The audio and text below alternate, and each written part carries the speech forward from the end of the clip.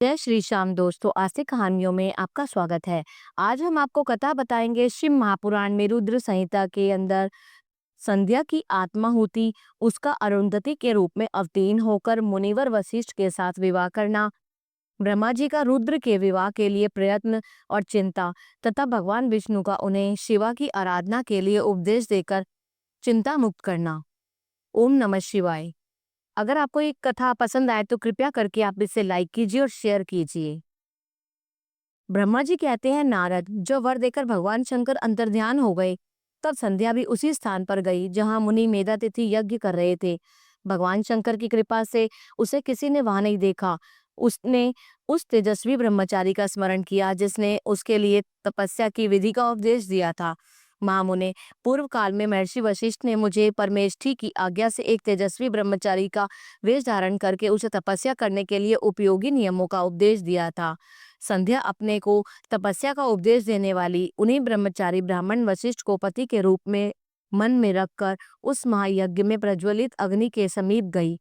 उस समय भगवान शंकर की कृपा से मुनियों ने उसे नहीं देखा। ब्रह्मा जी की वह पुत्री बड़े हर्ष के साथ उस अग्नि में प्रवेश कर गई। उसका पुरोडाशमय शरीर तत्काल दग्ध हो गया। उस पुरोडाशक की अलक्षित गंध सब और फैल गई और अग्नि ने भगवान शंकर की आज्ञा से उसके स्वर्ण जैसे शरीर को जलाकर शुद्ध करके पुनः सूर्यमंडल में पहुंचा दिया। तब सूर्य ने पितरों और देवताओं की तृप्ति के लिए उसे दो भागों में विभक्त करके अपने रथ में स्थापित कर दिया। मुनीश्वर, उसके शरीर का ऊपरी भाग प्रातः संध्या हुआ, जो दिन और रात के बीच में पड़ने वाली आदि संध्या होती है, तथा उसके शरीर का शेष भाग साय संध्या हुआ, जो दिन और रात के मध्य में होने वाली अंतिम संध्या है। साय संध्या सदा ही पितरों को प्रसन्नता प्रदान करने वाली होती है। सूर्योदय से पहले जब अरुणोदय होता है, जो प्राची के क्षितिज में लाली छा जाए, तब प्रातः संध्या प्रकट होती है, जो देवताओं को प्रसन्न करने वाली होती है। जब लाल कमल के समान सूर्य अस्त हो जाता है, उस समय सदा सायकाल का उदय होता है, और जो पितरों को आनंद प्रदान करने वाली होती है।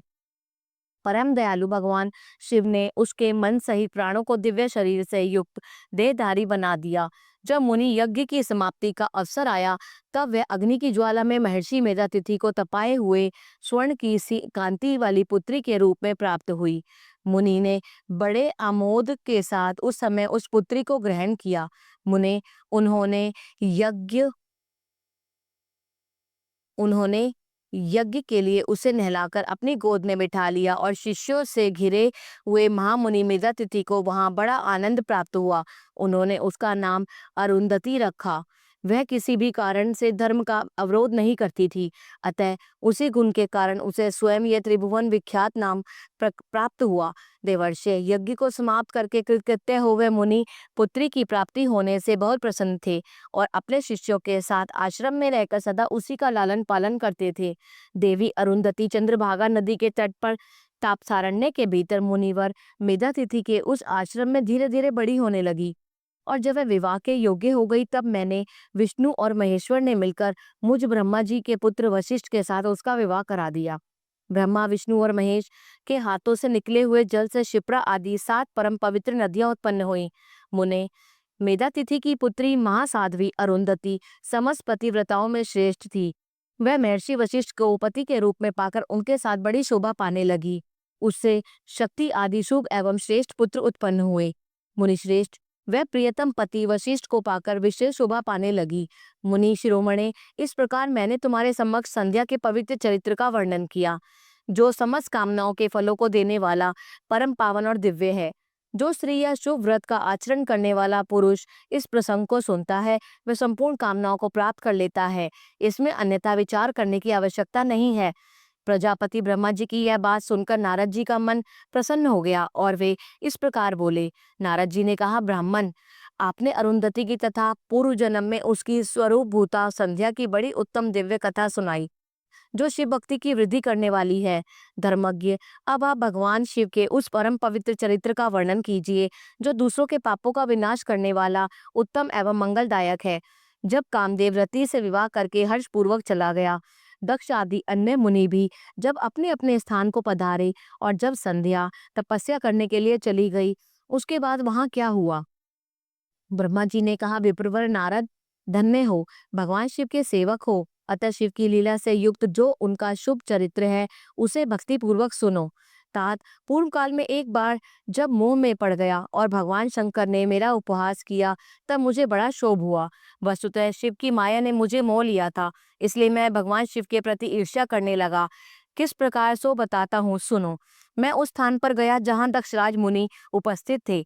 वहीं रति के साथ कामदेव भी था। नारद उस समय मैंने बड़ी प्रसन्नता के साथ दक्ष तथा दूसरे पुत्रों को संबोधित करके वार्तालाप शुरू किया। उस वार्तालाप के समय शिवजी की माया से पूर्णतया मोहित था मैं। अतः मैंने कहा, पुत्रों, तुम्हें ऐसा प्रयत्न करना चाहिए जिससे महादेव जी किसी कमनीय कांति वाली स्त्री का पाणी ग्रहण करें। इसके बाद मैंने भगवान शिव को मोहित करने का भारती सहित कामदेव को सौंपा। कामदेव ने मेरी आज्ञा मानकर कहा, प्रभु, सुंदरी स्त्री ही मेरा अस्त्र है, अतः शिवजी को मोहित करने के लिए किसी नारी की सृष्टि कीजिए। यह सुनकर मैं चिंता में पड़ गया और लंबी सांस खींचने लगा। मेरे उस निश्वास से राशि राशि पुष्पों से विभूषित वसंत का प्रादुर्भाव हुआ और वसंत और मलयानिल ये दोनों मदन के सहायक हुए। इनके साथ जाकर कामदेव ने वामदेव को मोहने के बारंबार चेष्टा की, परंतु उसे सफलता न मिली। जब वह निराश होकर लौट आया, तब उसकी बात सुनकर मुझे बड़ा दुख हुआ। उस समय मेरे मुख से जो निश्वास वायु चली, उससे मारगणों की उत्पत्ति हुई। उन्हें मदन की सहायता के लिए आदेश देकर मैंने पुनः उन सबको शिवजी के पास भेजा, परंतु महान प्रयत्न करने के बाद भी भगवान शिव को मोह में न डाल सके। काम सपरिवार लौट आए और मुझे प्रणाम करके अपने स्थान को चला गया। उसके चले जाने पर मैंने मन ही मन सोचने लगा कि निर्विकार तथा मन को वश में रखने वाले योग परायण भगवान शंकर किस स्त्री को अपनी सहधर्मिणी बनाना कैसे स्वीकार करेंगे। यह सोचते सोचते मैंने भक्ति भाव से उन भगवान श्री हरि का स्मरण किया, जो साक्षात शिव स्वरूप तथा मेरे शरीर के जन्मदाता हैं। मैं दीन वचनों से युक्त शुभ स्त्रोतों द्वारा उनकी स्तुति की। उस स्तुति को सुनकर भगवान शीघ्र ही मेरे सामने प्रकट हो गए। उनके चार भुजाएं शोभा पाती थी, नेत्र प्रफुल्ल कमल के समान सुंदर थे। उन्होंने हाथों में शंख, चक्र, गदा और पद्म ले रखे थे। उनके श्याम शरीर पर पीतांबर की बड़ी शोभा हो रही थी। वे भगवान श्री हरि भक्त प्रिय हैं। अपने भक्त को उन्होंने बहुत प्यारे हैं। सबके उत्तम शरणदाता उन श्री हरि को उस रूप में देखकर मेरे नेत्रों से प्रेमाश्रुओं की धारा बह उठी और मैं गदगद कंठ से बारंबार उनकी स्तुति करने लगा। मेरे उस स्तोत्र को सुनकर अपने भक्तों के दुख दूर करने वाले भगवान विष्णु बहुत प्रसन्न हुए और शरण में आए हुए मुझ ब्रह्मा से बोले, महाप्राज्ञ विधाता, लोक सृष्टा ब्राह्मण, तुम धन्य हो। बताओ, तुमने किस लिए आज मेरा स्मरण किया है और किस निमित्त से यह स्तुति की जा रही है? तुम पर कौन सा महान दुख आ पड़ा है, उसे मेरे सामने इस समय कहो। मैं वह सारा दुख मिटा दूंगा। इस विषय में कोई संदेह या अन्यथा विचार नहीं करना चाहिए। तब ब्रह्मा जी ने सारा प्रसंग सुनाकर कहा, केशव, यदि भगवान शिव किसी तरह पत्नी को ग्रहण कर लें तो मैं सुखी हो जाऊंगा। मेरे अंतःकरण का सारा दुख दूर हो जाएगा। इसी के लिए मैं आपकी शरण में आया हूँ। मेरी यह बात सुनकर भगवान मधुसूदन हंस पड़े और मुझ लोक सृष्टा ब्रह्मा का हर्ष बढ़ाते हुए मुझसे शीघ्र ही यूं बोले, विधाता, तुम भी मेरा वचन सुनो। यह तुम्हारे भ्रम का निवारण करने वाला है। मेरा वचन है वेद शास्त्र आदि का वास्तविक सिद्धांत। शिव की सबके कर्ता भर्ता यानी पालक हैं और संहारक भी हैं। वे ही परात्पर, परम ब्रह्म, परेश, निर्गुण, नित्य, अनिर्देश्य, निर्विकार, अद्वितीय, अच्युत, अनंत, सबका अंत करने वाले स्वामी और सर्वव्यापी परमात्मा एवं परमेश्वर हैं। सृष्टि, पालन और संहार के कर्ता, तीनों गुणों को आश्रय देने वाले व्यापक ब्रह्मा, विष्णु और महेश नाम से प्रसिद्ध, रजोगुण, सत्वगुण तथा तमोगुण से परे, माया से ही भेद युक्त प्रतीत होने वाले निरी, माया रहित, माया के स्वामी या प्रेरक, चतुर, सगुण, स्वतंत्र, आत्मानंद स्वरूप, निर्विकल्प, आत्माराम, निर्द्वंद, भक्त परवश, सुंदर विग्रह से सुशोभित योगी, नित्य योग परायण, योग मार्गदर्शक, गर्वहारी, लोकेश्वर और सदा दीन वत्सल हैं। तुम उन्हीं की शरण में जाओ। सर्वात्मा शंभु भजन का भजन करो, इसमें संतुष्ट हो, वे तुम्हारा कल्याण करेंगे। ब्राह्मण, यदि तुम्हारे मन में यह विचार हो कि शंकर पत्नी का पाणी ग्रहण करें, तो शिवा को प्रसन्न करने के लिए उद्देश्य से शिव का स्मरण करते हुए उत्तम तपस्या करो। अपने उस मनोरथ को हृदय में रखते हुए देवी शिवा का ध्यान करो। वे देवेश्वरी यदि प्रसन्न हो जाएं तो सारा कार्य सिद्ध कर देंगी। यदि शिवा सगुण रूप से अवतार ग्रहण करके लोक में किसी की पुत्री को मानव शरीर ग्रहण करें, तो वे निश्चय ही माँ देव जी की पत्नी हो सकती हैं। ब्राह्मण, तुम दक्ष को आज्ञा दो, वे भगवान शिव के लिए पत्नी का उत्पादन करने के निमित्त स्वतः भक्ति भाव से प्रयत्न पूर्वक तपस्या करे। तात, शिवा और शिव दोनों को भक्त के अधीन जानना चाहिए। वे निर्गुण परम ब्रह्म स्वरूप होते हुए भी स्वेच्छा से सगुण हो जाते हैं। विधे, भगवान शिव की इच्छा से प्रकट हुए हम दोनों जब उनसे प्रार्थना की थी, तब पूर्व काल में भगवान शंकर ने जो बात कही थी उसे याद करो। ब्राह्मण, अपनी शक्ति से सुंदर लीला विहार करने वाले निर्गुण शिव स्वेच्छा से सगुण होकर मुझको और तुमको प्रकट करने की इच्छा, तुम्हें तो सृष्टि कार्य करने का आदेश दिया और उमा सहित उन अविनाशी सृष्टिकर्ता प्रभु ने मुझे उस सृष्टि के पालन का कार्य सौंपा। फिर नाना लीला विशारद उन दयालु स्वामी ने हंसकर आकाश की ओर देखते हुए बड़े प्रेम से कहा, विष्णु, मेरा उत्कृष्ट रूप इन विधाता के अंग से इस लोक में प्रकट होगा, जिसका नाम रुद्र होगा। रुद्र का रूप ऐसा होगा जैसा मेरा है, वह मेरा पूर्ण रूप होगा। तुम दोनों को सदा उसकी पूजा करनी चाहिए। वह तुम दोनों के लिए संपूर्ण मनोरथों को सिद्धि करने वाला होगा। वही जगत का प्रलय करने वाला होगा। वह समस्त गुणों का दृष्टा, निर्विशेष एवं उत्तम योग का पालक होगा। यद्यपि तीनों देवता मेरे ही रूप हैं, तथापि विशेषतः रुद्र मेरा पूर्ण रूप होगा। पुत्रों, देवी उमा के भी 3 रूप होंगे। एक रूप का नाम लक्ष्मी होगा, जो इन श्री हरि की पत्नी होंगी, और दूसरी रूप ब्रह्म पत्नी सरस्वती है। तीसरा रूप सती के नाम से प्रसिद्ध होगा। सती उमा का पूर्ण रूप होंगी, वे ही भावी रुद्र की पत्नी होंगी। ऐसा कहकर भगवान महेश्वर हम पर कृपा करने के पश्चात वहां से अंतर्ध्यान हो गए और हम दोनों सुपूर्वक अपने अपने कार्य में लग गए। ब्राह्मण, समय पाकर मैं तुम दोनों सपत्नीक हो गए और साक्षात भगवान शंकर रुद्र नाम से अवतीर्ण हुए। वे इस समय कैलाश पर्वत पर निवास करते हैं। प्रजेश्वर, अब शिवा भी सती नाम से अवतीर्ण होने वाले हैं, अतः तुम्हें उनके उत्पादन के लिए ही यत्न करना चाहिए। ऐसा कहकर मुझ पर बड़ी भारी दया करके भगवान विष्णु अंतर्ध्यान हो गए और मुझे उनकी बातें सुनकर बड़ा आनंद प्राप्त हुआ। ओम नमः शिवाय। अगला अध्याय, दक्ष की तपस्या और देवी शिवा का उन्हें वरदान देना। नारद जी ने पूछा, पूज्य पिताजी, दृढ़ता पूर्वक उत्तम व्रत का पालन करने वाले दक्ष ने तपस्या करके देवी से कौन सा वर प्राप्त किया था तथा वे देवी किस प्रकार दक्ष की कन्या हुई? ब्रह्मा जी ने कहा, नारद, तुम धन्य हो। इन सभी मुनियों के साथ भक्ति पूर्वक इस प्रसंग को सुनो। मेरी आज्ञा पाकर उत्तम बुद्धि वाले महाप्रजापति दक्ष ने क्षीर सागर के उत्तर तट पर स्थित हो देवी जगदम्बिका को पुत्री के रूप में प्राप्त करने की इच्छा तथा उनके प्रत्यक्ष दर्शन की कामना के लिए उन्हें हृदय मंदिर में विराजमान करके तपस्या प्रारंभ की। दक्ष ने मन को संयम में रखकर दृढ़ता पूर्वक कठोर व्रत का पालन करते हुए शौच, संतोष आदि नियमों से युक्त हो 3000 दिव्य वर्षों तक तप किया। वे कभी जल पीकर रहते, कभी हवा पीते और कभी सर्वथा उपवास करते थे। भोजन के नाम पर कभी सूखे पत्ते चबा लेते थे। मुनिश्रेष्ठ नारद तदनंतर यम नियम आदि से युक्त हो जगदम्बा की पूजा में लगे हुए दक्ष को देवी शिवा ने प्रत्यक्ष दर्शन दिया। जगन्मयी जगदम्बा का प्रत्यक्ष दर्शन पाकर प्रजापति दक्ष ने अपने आप को कृतकृत्य माना। वे कालिका देवी सिंह पर आरूढ़ थी। उनकी अंगकांति श्याम थी, मुख बड़ा ही मनोहर था। वे 4 भुजाओं से युक्त थी और हाथों में वरद, अभय, नील कमल और खड्ग धारण किए हुए थी। उनकी मूर्ति बड़ी मनोहारिणी, नेत्र कुछ लाल थे, खुले हुए केश बड़े सुंदर दिखाई देते थे। उत्तम प्रभा से प्रकाशित होने वाली उन जगदम्बा को भली भांति प्रणाम करके दक्ष विचित्र वचनावलियों द्वारा उनकी स्तुति करने लगे। दक्ष ने कहा, जगदम्बे, महामाए, जगदीशे, महेश्वरी, आपको नमस्कार है। आपने कृपा करके मुझे अपने स्वरूप का दर्शन कराया है। भगवती आद्य, मुझ पर प्रसन्न होइए। शिव स्वरूपिणी, प्रसन्न होइए। भक्त वरदायिनी, प्रसन्न होइए। जगन माए, आपको मेरा नमस्कार है। ब्रह्मा जी कहते हैं, मुने संयत चित्त वाले दक्ष के इस प्रकार स्तुति करने पर महेश्वरी शिवा ने स्वयं ही उनके अभिप्राय को जान लिया। तो भी दक्ष से इस प्रकार कहा, दक्ष, तुम्हारी इस उत्तम भक्ति से मैं बहुत संतुष्ट हूँ। तुम अपना मनवांचित वर मांगो, तुम्हारे लिए मुझे कुछ भी अदेय नहीं है। जगदम्बा की यह बात सुनकर प्रजापति दक्ष बहुत प्रसन्न हुआ और उन शिवा को बारंबार प्रणाम करते हुए बोले। दक्ष ने कहा, जगदम्बे, महामाए, यदि आप मुझ पर वर देने के लिए उद्यत हैं तो मेरी बात सुनिए और प्रसन्नता पूर्वक मेरी इच्छा पूर्ण कीजिए। मेरे स्वामी जो भगवान शिव हैं, वे रुद्र नाम धारण करके ब्रह्मा जी के पुत्र से अवतीर्ण हुए हैं। वे परमात्मा शिव के पूर्ण अवतार हैं, परंतु आपका कोई अवतार नहीं हुआ। फिर उनकी पत्नी कौन होगी? अतः शिवे, आप भूतल पर अवतीर्ण होकर उन महेश्वर को अपने रूप लावण्य से मोहित कीजिए। देवी, आपके सिवा दूसरी कोई स्त्री रुद्रदेव को कभी मोहित नहीं कर सकती, इसलिए आप मेरी पुत्री होकर इस समय महादेव जी की पत्नी होइए। इस प्रकार सुंदर लीला करके आप हर मोहिनी भगवान शिव को मोहित करने वाली बनिए। देवी, यही मेरे लिए वर है। यह केवल मेरे ही स्वार्थ की बात हो, ऐसा नहीं सोचना चाहिए। इसमें मेरे ही साथ संपूर्ण जगत का भी हित है।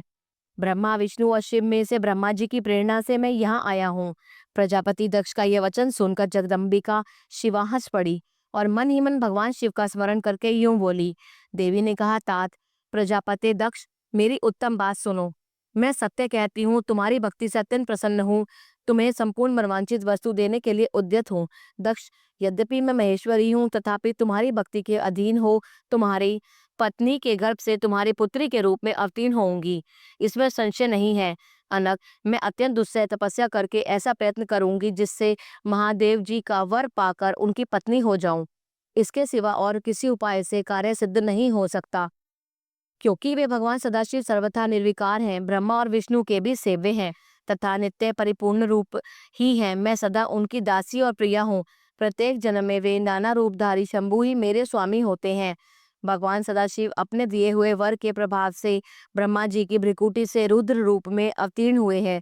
मैं भी उनके वर से उनकी आज्ञा के अनुसार यहाँ अवतार लूंगी।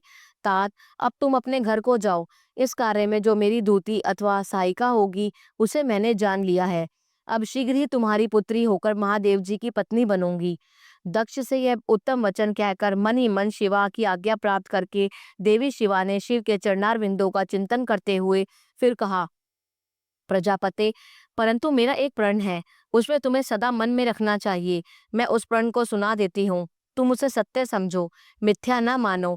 यदि कभी मेरे प्रति तुम्हारा आदर घट जाएगा, तब उसी समय मैं अपने शरीर को त्याग दूंगी, अपने स्वरूप में लीन हो जाऊंगी अथवा दूसरा शरीर धारण कर लूंगी। मेरा यह कथन सत्य है। प्रजापति, प्रत्येक सर्ग या कल्प के लिए तुम्हें वर दे दिया गया है। मैं तुम्हारी पुत्री होकर भगवान शिव की पत्नी होंगी। मुख्य प्रजापति दक्ष से ऐसा कहकर महेश्वरी शिवा उनके देखते ही देखते वहीं अंतर्ध्यान हो गईं और दुर्गा जी के अंतर्ध्यान होने पर दक्ष भी अपने आश्रम को लौट गए और सोच समझकर प्रसन्न रहने लगे कि शिवा देवी मेरी पुत्री होने वाली हैं। ओम नमः शिवाय। अगला अध्याय। ब्रह्मा जी की आज्ञा से दक्ष द्वारा मैथुनी सृष्टि का आरंभ। अपने पुत्र हर्यशवों और शबालशवों को निवृत्ति मार्ग में भेजने के कारण दक्ष का नारद को शाप देना। ओम नमः शिवाय। ब्रह्मा जी कहते हैं, नारद, प्रजापति दक्ष अपने आश्रम पर जाकर मेरी आज्ञा पा हर्ष भरे मन से नाना प्रकार की मानसिक दृष्टि करने लगे। उस प्रजा सृष्टि को बढ़ती हुई न देख प्रजापति दक्ष ने अपने पिता मुझ ब्रह्मा जी से कहा। दक्ष बोले, ब्राह्मण, तात प्रजानाथ, प्रजा बढ़ नहीं रही है। प्रभु, मैंने जितने जीवों की सृष्टि की थी वे सब उतने ही रह गए।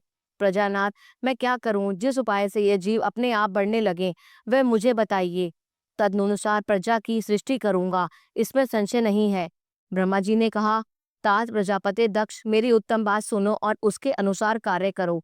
सुश्रेष्ठ भगवान शिव तुम्हारा कल्याण करेंगे।